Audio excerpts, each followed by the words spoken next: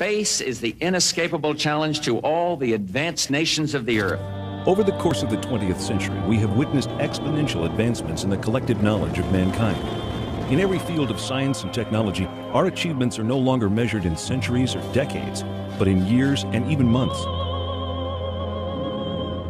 With this extraordinary growth, mankind has surpassed every achievement recorded throughout the millennia of known civilization. And it established the United States as the preeminent spacefaring nation.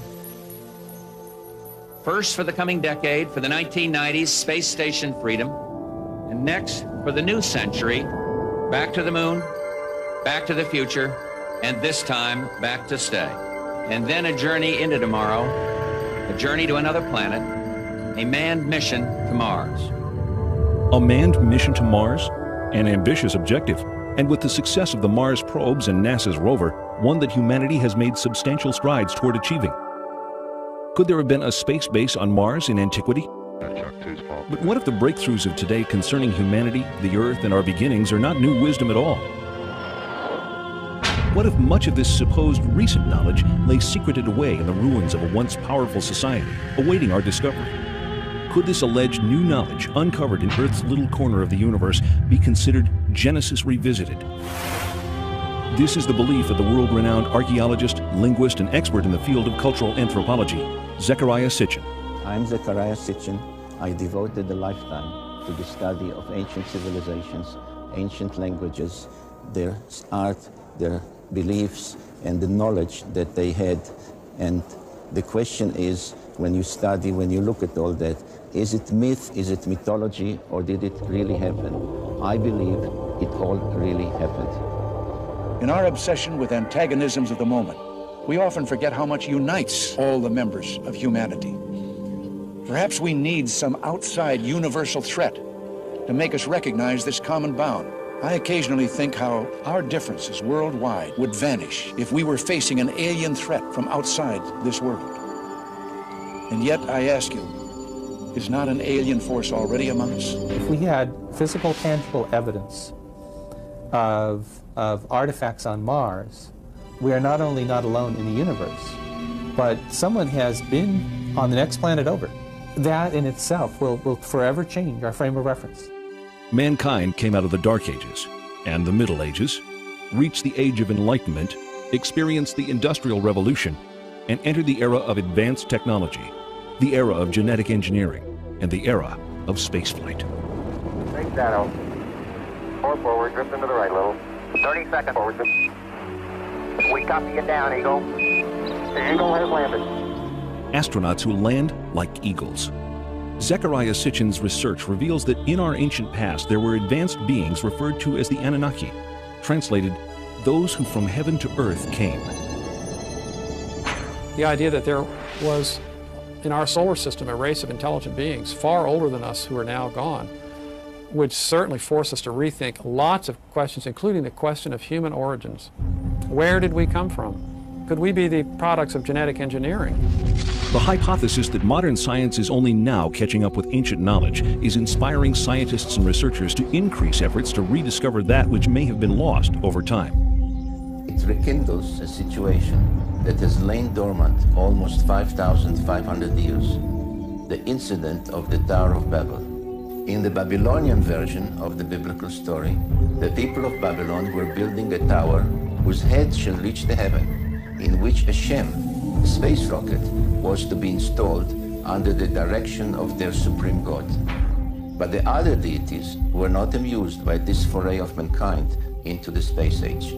The biblical story recalls that Yahweh came down to see the city and the tower that the humans were building, and he said to his colleagues in Genesis chapter 11, "This is just the beginning of their undertakings. From now on, anything that they shall scheme to do shall no longer be impossible for them. Come, let us go down and confuse their language so that they should not understand each other's speech." Thanks to the science of archaeology, experts now know that the first great civilization emerged almost 6,000 years ago. Older than the Greeks, older than the Mayans, older than the Incas.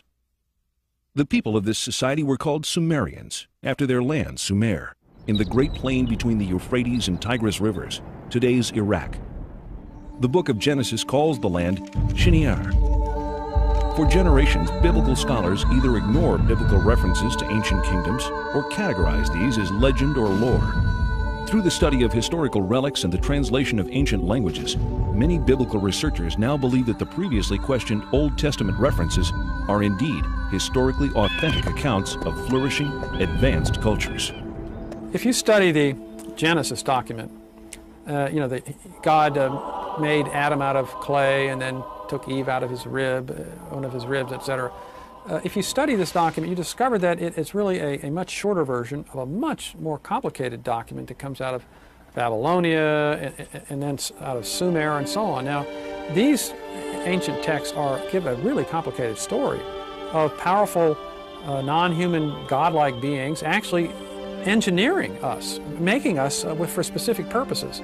Zecharia Sitchin's investigation into these cultures brings him to this 6,000-year-old temple in an excavated area of the ancient city Erech.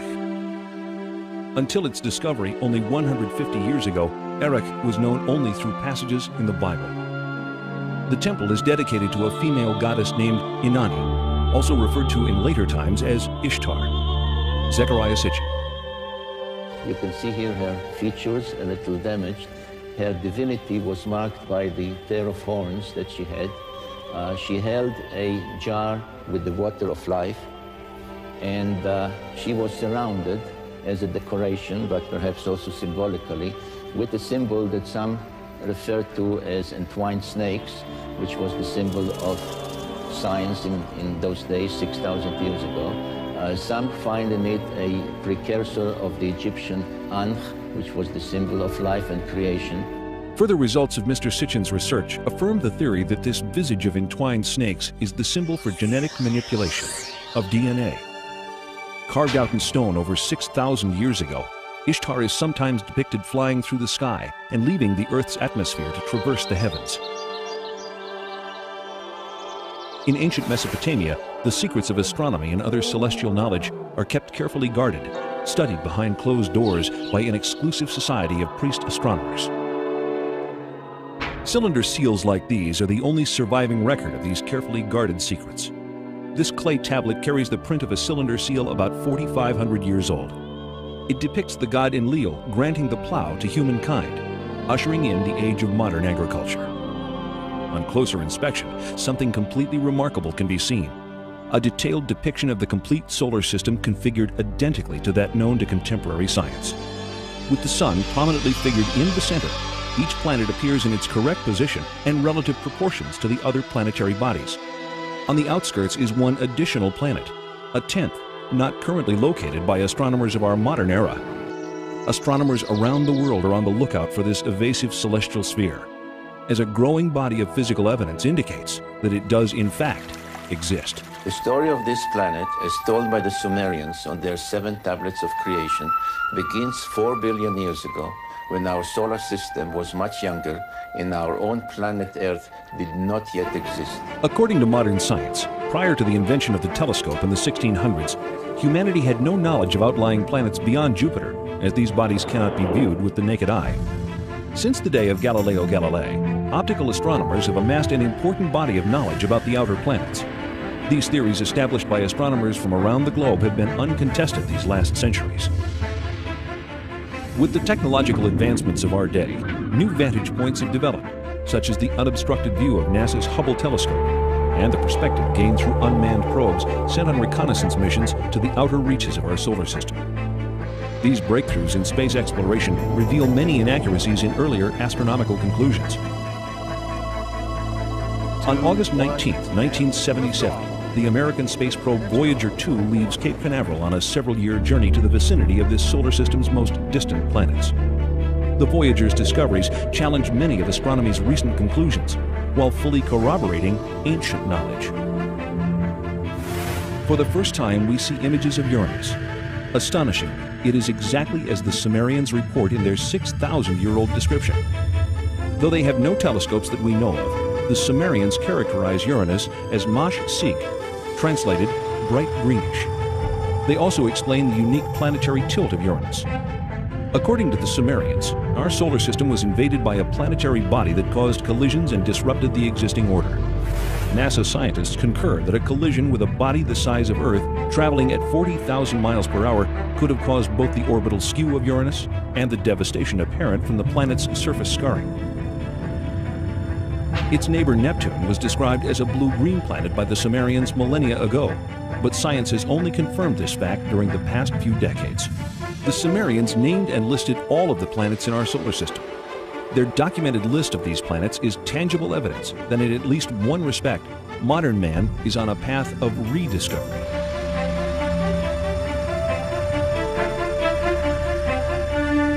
That ancient knowledge included the planets Uranus and Neptune, supposedly unknown until discovered in 1781 and 1846, and even Pluto, not discovered until 1930. Neptune, Nudimmud, the artful creator. Uranus, Anu, he of the heavens. Saturn, Anshar, foremost of the heavens. Jupiter, Kishar, foremost of firm lands. The asteroid belt, Rakish, the hammered bracelet. Mars, Lamu, god of war. And Ki, Earth, what the Sumerians considered to be the seventh planet. Why the seventh planet? Why not the third, as Earth is so often referred to in modern parlance? Sumerian records indicate that they began their counting not from the sun, but from a planet on the outside of the solar system. But most surprising was the inclusion of one more large planet as the 12th member of our solar system. The launch of Pioneer 10 in 1972 ushers in the era of deep space exploration. The craft journeys beyond the outer known planets, sending back data that is used to seek a possible 10th planet. 14 August 1978, which was just about 6 weeks after we discovered the fact that Pluto had a satellite. Once you have a satellite for a planet, you can determine how heavy it is. It turns out Pluto was very much smaller and lighter weight than we had thought, which meant that Pluto has no influence, no appreciable influence on the motions of the planets Uranus and Neptune. At that point, we voiced the hypothesis that this means that there is at least one yet-to-be-discovered planet in the outer reaches of the solar system. Over the past 2 decades, physicists have joined astronomers in the search for the mysterious Planet X. Now, one of the things we did in 1978, having made this prediction that there was an additional planet, 10th or 12th, depending on your point of view, we sort of put our money where our mouth was, as it were, and we went out and we started looking for this thing. We've been able to refine the search area somewhat, get it rather narrowed down. We do our predictions based on the observed anomalies in Uranus and Neptune. We actually are currently looking down in the region of Centaurus, which is just south of the constellation Libra. But if it is in the kind of orbit that we describe here, it would have to be a planet that would have a mass something like 3 to 5 times the mass of the Earth. This would put it intermediate between the gaseous planets like Uranus and Neptune and the terrestrial planets that we have in the inner part of the solar system. So if this planet turns out to be in a 3,600-year orbit, then its mass will be correspondingly larger. This one here is a map of the solar system as we know it. The inner planets, this is the orbit of planet Pluto. And this here is the orbit that I have proposed for the 10th planet. And here's where we think it is right about now in its orbit. If Planet X exists, we are not alone in this solar system. The surviving historical records of the Sumerians reveal the story of an intruder planet, Nibiru, which appeared out of deep space, drawn into the center of our solar system by the planetary pull of Neptune, Uranus, Saturn, and Jupiter. On an opposing orbital path with the 7th planet, a planet referred to in Sumerian records as Tiamat, Nibiru's new orbit around the Sun placed the 2 planets on a collision course. Sumerian cosmogony answers many puzzles that still baffle modern science. Central to it was the tale of a celestial collision and knowledge of a solar system with 12 members. As they draw near, one of the satellites of Nibiru crashes into Tiamat, cracking the planet. Subsequent collisions smash half of Tiamat completely, breaking the pieces into what develops mostly into the asteroid belt. This is referred to in the Bible and Sumerian text as the firmament. The other half of Tiamat becomes Earth. The Earth is thrust into a new orbital position, carrying with it Tiamat's main satellite, our moon. Nibiru, the intruder, is cast into a permanent clockwise silver orbit, returning to Earth's neighborhood once each 3,600 years, forever becoming the 12th member of our solar system. This tale of creation echoed through all the ancient cultures, becoming part of the scientific knowledge that we find in the Old Testament, in the creation story of Genesis. In the aftermath of the collision, the biblical creator Elohim proclaims, "Let the waters under the heaven be gathered together into one place, and let the dry land appear." And it was so. And Elohim called the dry land earth, and the gathering together of the waters he called seas. If Earth is the orbital remains of a planetary collision, scientists believe that the most obvious place to look for planetary scarring is 7 miles below the surface of the Pacific Ocean. When in the heights heavens had not been named, and below earth had not been called, naught but primordial Apsu, their begetter, Mamu, and Tiamat, she who bore them all, their waters were mingled together. 2 planets mingled together. The biblical passage of Genesis reads, "In the beginning God created the heaven and the earth. And the earth was without form and void, and darkness was upon the face of the deep. And the Spirit of God moved upon the face of the waters. And God said, Let there be light. And there was light." If we apply the knowledge of the Mesopotamian text to the biblical text, the correct reading of the book of Genesis emerges, especially in relation to waters. And Elohim said, Let there be a firmament in the midst of the waters, and let it divide the waters from the waters. And Elohim made the firmament, dividing the waters which are under the firmament from the waters which are above the firmament. And Elohim called the firmament heaven. Upper waters? Lower waters? What does the Bible mean by this? The Sumerians describe Uranus and Neptune as watery planets. What are the conclusions of modern science? In 1979, 1980, and 1981, Pioneer and Voyager visit Jupiter and Saturn with their many moons. During these missions, water is discovered virtually everywhere, as ice on the surface and as water below the surface. The Sumerians' ancient claim of water on Jupiter's moons Io and Europa is proven. The Sumerian records indicate water on Enceladus and Tethys, 2 of the moons of Saturn, and in that planet's spectacular rings. The findings of NASA confirm these ancient Sumerian assertions, giving further credence and clarity to the biblical quote, "waters above the firmament." Halley's Comet travels through space, itself a spectacular confirmation of the biblical claim, "waters above the firmament." Nearly 4 billion years old, with a core half the size of Manhattan Island, this mystic traveler throws off water at the rate of 30 to 70 tons a second, with enough mass to continue its purge for thousands of years. Was ancient man aware of this spectral vision? The unusual celestial object, reported in Babylonian texts to have been seen in the year 164 BC, is believed to have been Halley's Comet. Significantly, it was considered the scepter star of Israel. In the Bible, the book of Numbers records, "I see it, though not now. I behold it, though it is not near. A star of Jacob did course. The scepter of Israel did arise." Halley's Comet and its lights are truly the messengers of Genesis. When the 19th century astronomer Schiaparelli announced that he had seen canals on Mars, he was ridiculed. So too was the respected American astronomer Lowell in 1916. When NASA's unmanned spacecraft visits Mars in the 70s and again in the 90s, ample evidence of water in that planet's past is revealed. Images from expeditions to Venus and Mars exhibit visual evidence of dry sea, lake, and riverbeds characteristic of the biblical reference, "waters above the firmament." Even Mercury, so close to the Sun, seems to have had a watery past, yet maintaining ice at its polar caps. The NASA report reads, quote, "We are forced to no other conclusion but that we are seeing the effects of water on Mars," unquote. And, quote, "Mars once had enough water to form a layer several meters deep over the whole surface of the planet," unquote. What we previously believed to be a dry and barren planet unexpectedly emerges as a planet where water once existed in abundance. Mars joins Venus, Mercury, the Earth, and most recently the Earth's moon in corroborating the Sumerian concept of water below the firmament. We've had reports to the effect that the Viking equipment will never determine positively whether or not there's life on Mars. Can you set us straight on this? Well, my own view is it's much too soon to decide whether we will have a definitive answer. It may be that there is an exotic biology on Mars. It may be that there's an exotic chemistry which looks a little bit like biology. There's a number of experiments to be done. They might decide the issue, they might not.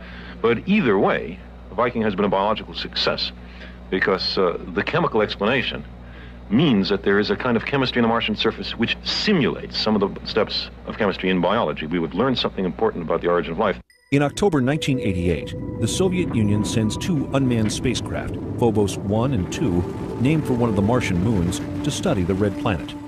Phobos 1 is lost while on its way to Mars, but Phobos 2 arrives to orbit Mars and immediately sends images back to Earth. On March 1st, 1989, pictures of this unusual grid are received. The grid, here in the upper right, is shot both in the optical range and in the infrared range. Later, they are merged into this composite overlay.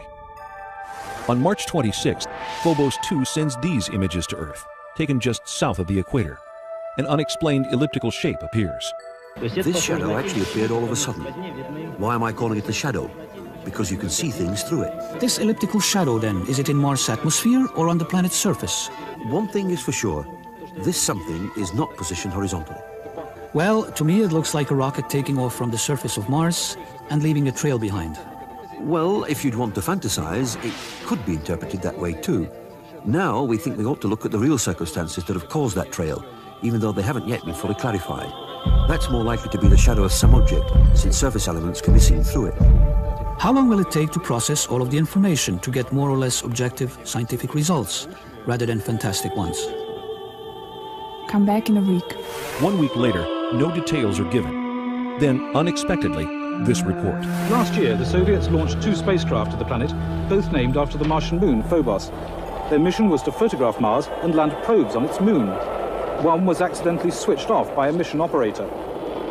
But the second reached Mars and transmitted pictures that are still puzzling Soviet scientists. As it swung over the equator, it took pictures from a height of 6,000 kilometers. This is an infrared photograph. It shows differences in temperature. The dark patches are colder. This section covers 600 kilometers. It shows objects down to the size of 2 kilometers. It's the most detailed infrared picture of the planet's surface. We have some very, very thin lines on the surface of Mars in the infrared, which means it's heat. It's not visible, it's heat. You can see it through clouds if you wanted to. These have a resolution, these have a width, I would guess, of 3 or 4 kilometers wide.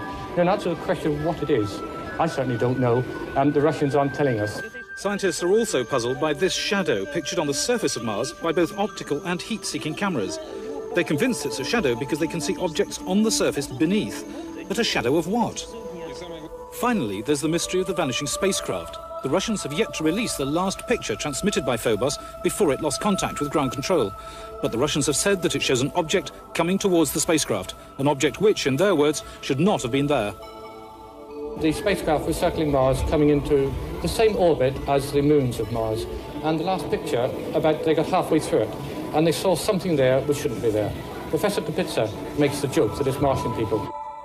British scientists will be able to judge for themselves when the Soviets bring their pictures to a conference at Exeter next month. Because, of course, there must be a sensible explanation, mustn't there? The Russians do not bring any pictures to the Exeter conference. How does the Russian Space Agency explain the spacecraft's destruction or disappearance? It does take a minimum of precision criteria to obtain on the image these spots, which some would like to call flying saucers, that appear within the visual field of the infrared range. It must be pointed out that the flying saucer version is not ours. Actually, at first we were saying that there was no flying saucer, that surely all that we saw could be explained in understandable, natural and physical terms. One possibility could easily be that a small meteorite, a small bit of rock, was in the same orbit of Phobos and hit it.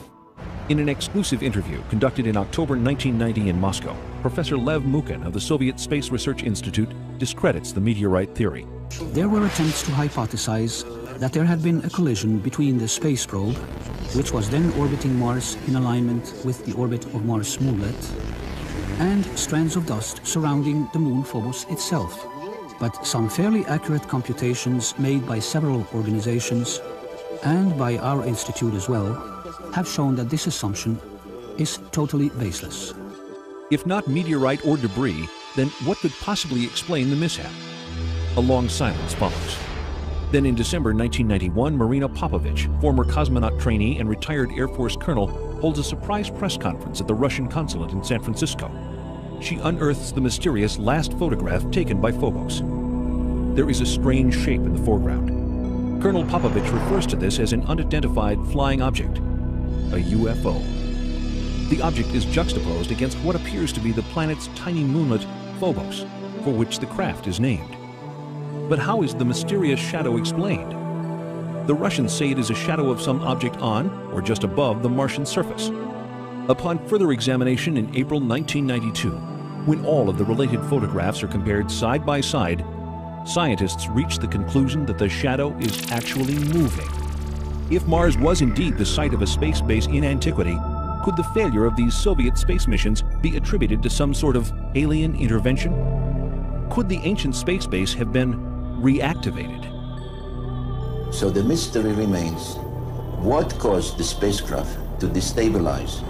Was it a malfunction, or was there an outside cause, perhaps an impact? The question that arises is indeed a simple one.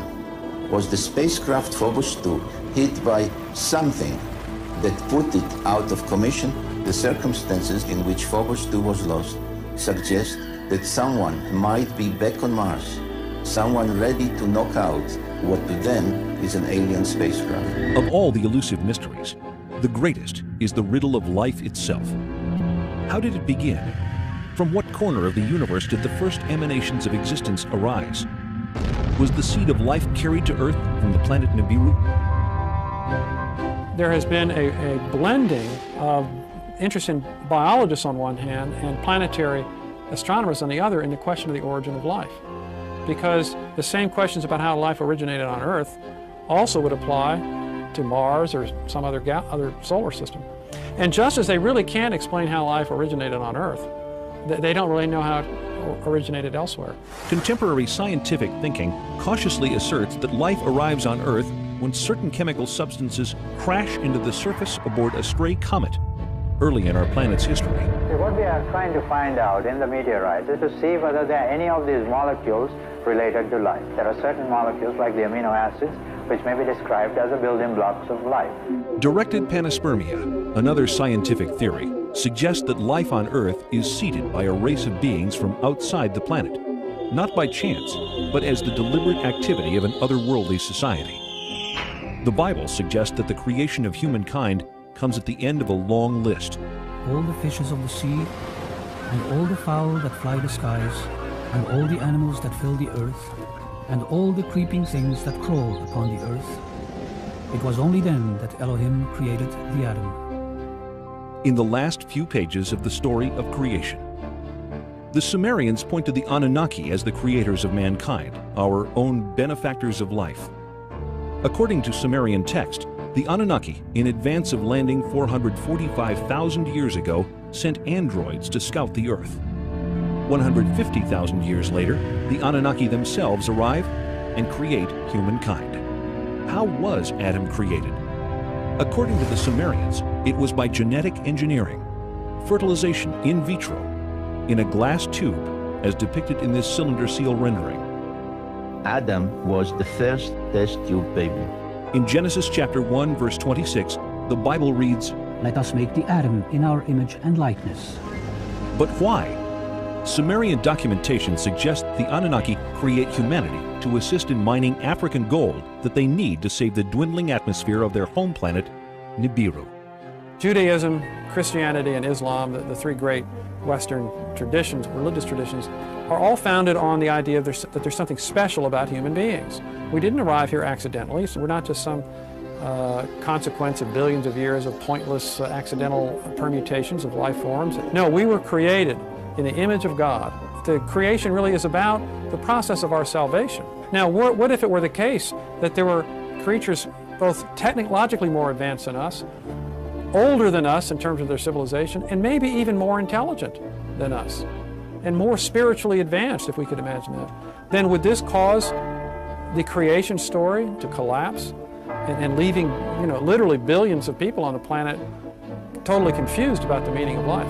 The Bible relates an incident of mankind overstepping the bounds of the Anunnaki when the Babylonians attempt to reach the gods by building an enormous launch pad in the archetypal story of the Great Tower of Babel.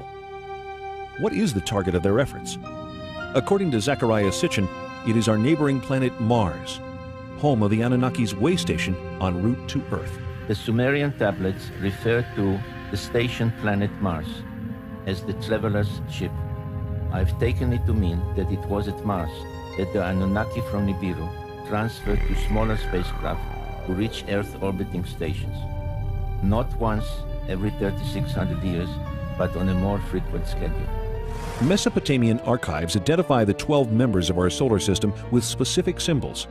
Some, like Mars, Earth, and Venus, are indicated numerically on this ancient stela.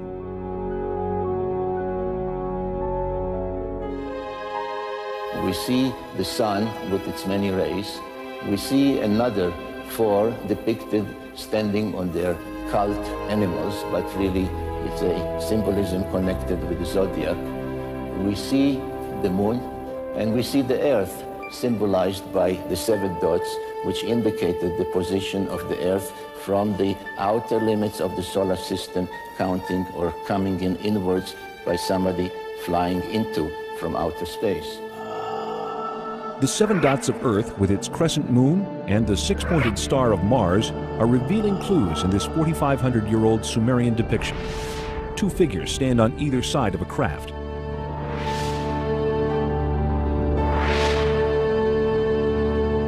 Some researchers believe that Mars was habitable as little as 10,000 years ago. When the United States launches the Mariner and Viking spacecraft to explore Mars in the 60s and 70s, enigmatic structures resembling those on Earth are photographed. This is a feature on Mars that NASA nicknames the Inca City. Here we see it compared with Sacsayhuaman, Peru. These are lines on the Mars surface. These are the Nazca lines in Peru. I feel that what has been discovered so far is very suggestive of intelligent layout, but it would be irresponsible of me to say I have proof. What I have is evidence which makes it appear as though it's been designed by some kind of intelligent thinking process, which is probably even more advanced than our current in some ways. I was especially intrigued by independent researchers' suggestions in their reports that the orientation of the face and adjoining pyramid indicated they were built in alignment with sunrise at solstice time on Mars about 450,000 years ago. Could it be that a civilization capable of space travel almost 500,000 years ago visited this part of the solar system, leaving behind monuments on Earth and Mars? The only beings mentioned by name are the Anunnaki. The only evidence supporting such a theory is evidence of visits by the Anunnaki.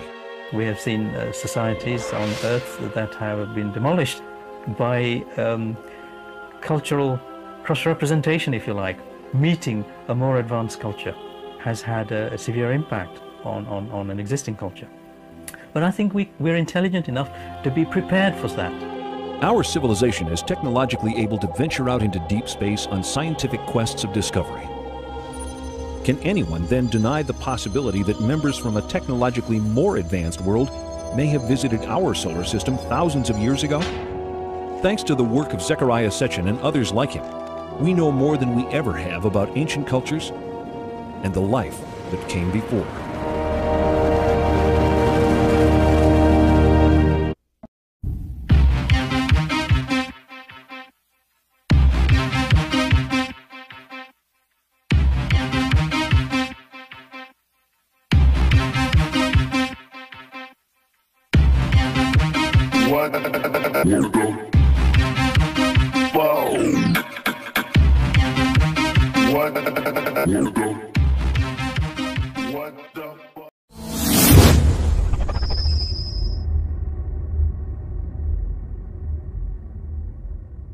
Space is the inescapable challenge to all the advanced nations of the Earth. Over the course of the 20th century, we have witnessed exponential advancements in the collective knowledge of mankind. In every field of science and technology, our achievements are no longer measured in centuries or decades, but in years and even months. With this extraordinary growth, mankind has surpassed every achievement recorded throughout the millennia of known civilization. And it established the United States as the preeminent spacefaring nation. First for the coming decade, for the 1990s, space station freedom. And next, for the new century, back to the moon, back to the future, and this time, back to stay. And then a journey into tomorrow, a journey to another planet, a manned mission to Mars. A manned mission to Mars? An ambitious objective, and with the success of the Mars probes and NASA's rover, one that humanity has made substantial strides toward achieving. Could there have been a space base on Mars in antiquity? But what if the breakthroughs of today concerning humanity, the Earth, and our beginnings are not new wisdom at all? What if much of this supposed recent knowledge lay secreted away in the ruins of a once powerful society, awaiting our discovery? Could this alleged new knowledge uncovered in Earth's little corner of the universe be considered Genesis revisited? This is the belief of the world-renowned archaeologist, linguist, and expert in the field of cultural anthropology, Zechariah Sitchin. I'm Zechariah Sitchin. I devoted a lifetime to the study of ancient civilizations, ancient languages, their art, their beliefs, and the knowledge that they had. And the question is, when you study, when you look at all that, is it myth, is it mythology, or did it really happen? I believe it all really happened. In our obsession with antagonisms of the moment, we often forget how much unites all the members of humanity. Perhaps we need some outside universal threat to make us recognize this common bound. I occasionally think how our differences worldwide would vanish if we were facing an alien threat from outside this world. And yet, I ask you, is not an alien force already among us? If we had physical, tangible evidence of artifacts on Mars, we are not only not alone in the universe, but someone has been on the next planet over. That in itself will forever change our frame of reference. Mankind came out of the Dark Ages and the Middle Ages, reached the Age of Enlightenment, experienced the Industrial Revolution, and entered the era of advanced technology, the era of genetic engineering, and the era of spaceflight. Big shadow. 4 forward, drift into the right a little. 30 seconds forward. We copy you down, Eagle. The Eagle has landed. Astronauts who land like eagles. Zechariah Sitchin's research reveals that in our ancient past there were advanced beings referred to as the Anunnaki, translated, those who from heaven to earth came. The idea that there was in our solar system a race of intelligent beings far older than us who are now gone would certainly force us to rethink lots of questions, including the question of human origins. Where did we come from? Could we be the products of genetic engineering? The hypothesis that modern science is only now catching up with ancient knowledge is inspiring scientists and researchers to increase efforts to rediscover that which may have been lost over time. It rekindles a situation that has lain dormant almost 5,500 years, the incident of the Tower of Babel. In the Babylonian version of the biblical story, the people of Babylon were building a tower whose head shall reach the heaven, in which a Shem, a space rocket, was to be installed under the direction of their supreme god. But the other deities were not amused by this foray of mankind into the space age. The biblical story recalls that Yahweh came down to see the city and the tower that the humans were building, and he said to his colleagues in Genesis chapter 11, "This is just the beginning of their undertakings. From now on, anything that they shall scheme to do shall no longer be impossible for them. Come, let us go down and confuse their language so that they should not understand each other's speech." Thanks to the science of archaeology, experts now know that the first great civilization emerged almost 6,000 years ago. Older than the Greeks, older than the Mayans, older than the Incas. The people of this society were called Sumerians, after their land, Sumer, in the Great Plain between the Euphrates and Tigris rivers, today's Iraq. The book